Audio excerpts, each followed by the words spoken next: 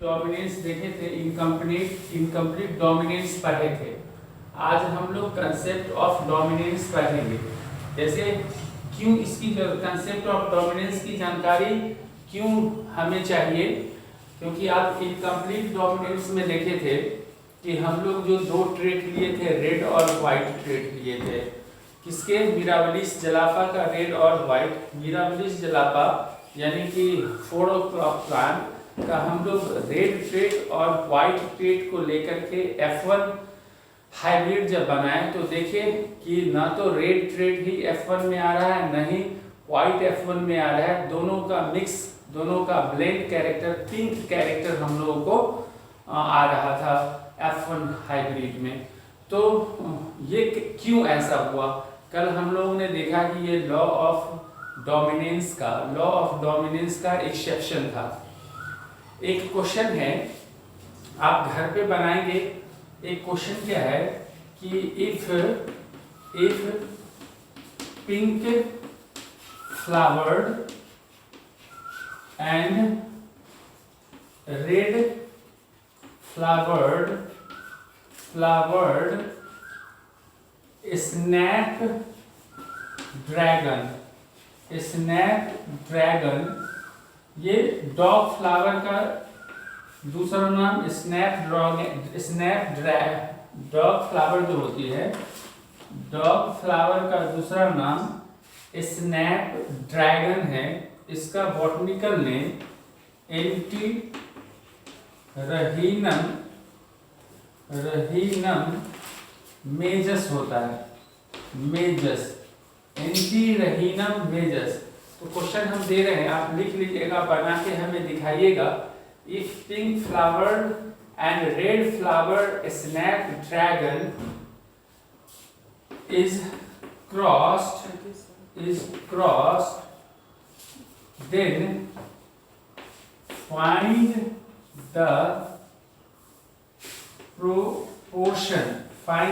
proportion of phenotype of pink flower और दूसरा white flower. अब आवाज ठीक से नहीं जा रही है। And red flower snapdragon यानी कि डॉग फ्लावर, जिसका बॉटनिकल नेम एंटीरहीनम मेजस है, is cross, then find the proportion of phenotype of pink flower, white flower, और तीसरा जो क्वेश्चन है रेड फ्लावर। आप क्या किए हो कि आप पिंक फ्लावर को रेड फ्लावर के साथ क्रॉस करते हो, तो फिर ये जो 3 क्वेश्चन दिए, पिंक फ्लावर का फिनोटाइपिक रेशियो कितना होगा, व्हाइट फ्लावर का फिनोटाइपिक रेशियो कितना होगा, रेड फ्लावर का फिनोटाइपिक कितना होगा, ये आप निकालेंगे। ये एक क्वेश्चन है, क्वेश्चन देख लीजिए।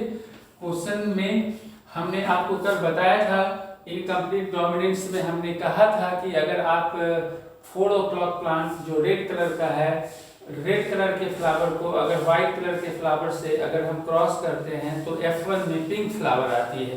उसी के आधार पर ये क्वेश्चन भी बनाएंगे। आज हम लोग कंसेप्ट ऑफ डोमिनेंस पढ़ते हैं। आज जो आप पढ़ोगे वो हम आपको सिखाते हैं कंसेप्ट ऑफ डोमिनेंस के बारे में। बहुत ही इंपॉर्टेंट टॉपिक है, इसको आप अच्छे से देखिए। साउंड वगैरह आना चाहिए, बोर्ड पे जो लिख रहे हैं वो आना चाहिए। थोड़ा सा भी प्रॉब्लम हो तुरंत आप बोलिएगा, ठीक है? ठीक है प्रतिमा?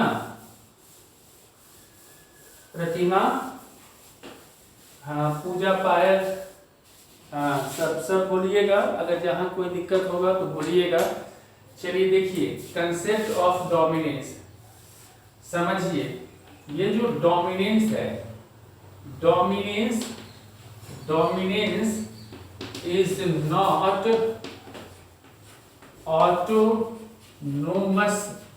autonomous feature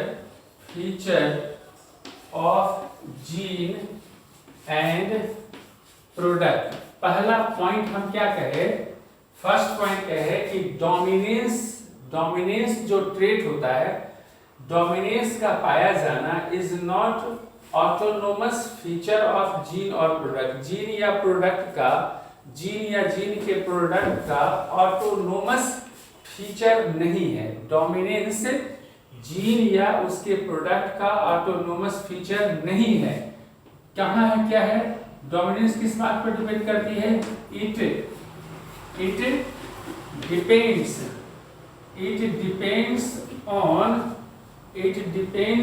on gene and particular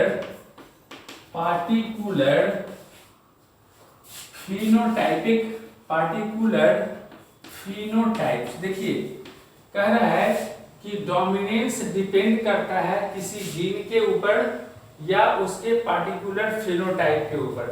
क्या कह रहे हैं कि डोमिनेंस जीन या उसके प्रोडक्ट का ऑटोनोमस फीचर नहीं है, ये जीन और उसके पार्टिकुलर फिनोटाइप के ऊपर डिपेंड करते हैं। यानी डोमिनेंस किस बात पे डिपेंड करता है? डोमिनेंस कैसे होगा? डोमिनेंस किस बात के ऊपर डिपेंड करता है? जीन के ऊपर, या जीन प्रोडक्ट का मतलब क्या? Phenotypic expression.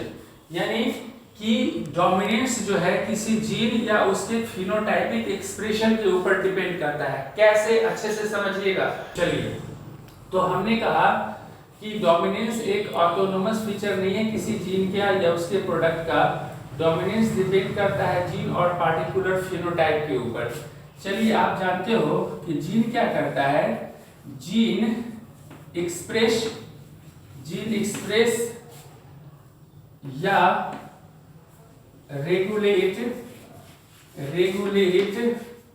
एनी पार्टिकुलर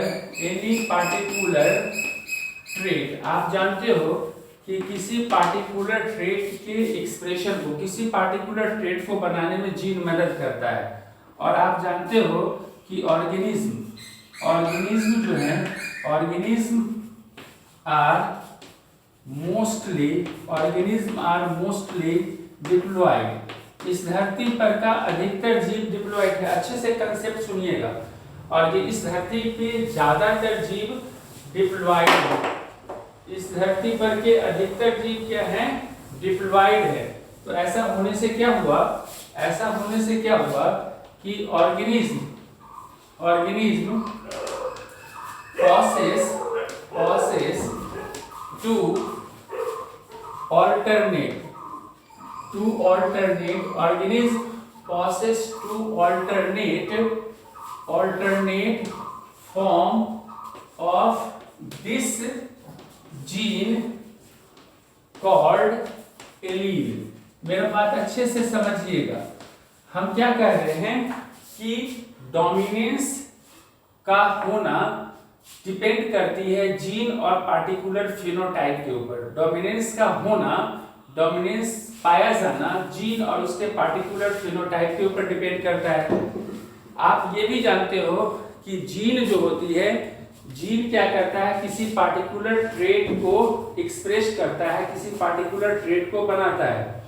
तो आप ये भी जानते हो कि अधिकतर जीव जो होती हैं वो डिप्लॉयड होते हैं। अधिकतर जीव कैसे होते हैं? डिप्लॉयड होते हैं। तो आप ये जानें कि कोई भी ऑर्गेनिज्म जो होती है उस जीन का ऑल्टरनेट फॉर्म को रखता है। क्यों रखता है? जो जीन का ऑल्टरनेट फॉर्म हम लोगों के अंदर होती है, पौधों के अंदर होती है, उसको एलील कहते हैं। और सुनिएगा, ये जो एलील्स है, एलील्स में भी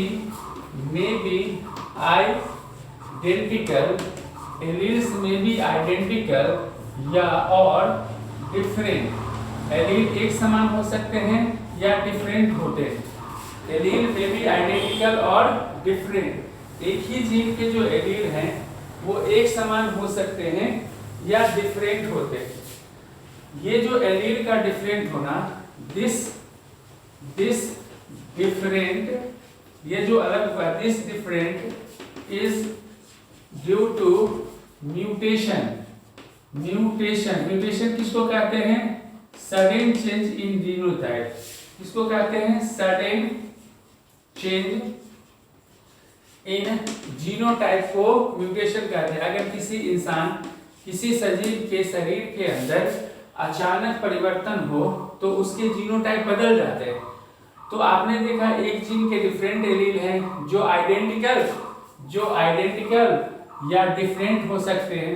ये जो डिफरेंस है वो म्यूटेशन के चलते होता है। म्यूटेशन का मतलब चेंज इन जीनोटाइप। तो ये म्यूटेशन जब होगा तो क्या होगा? ये म्यूटेशन क्या करता है? This mutation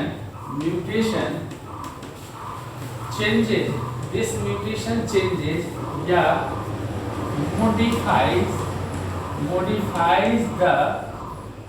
modifies the control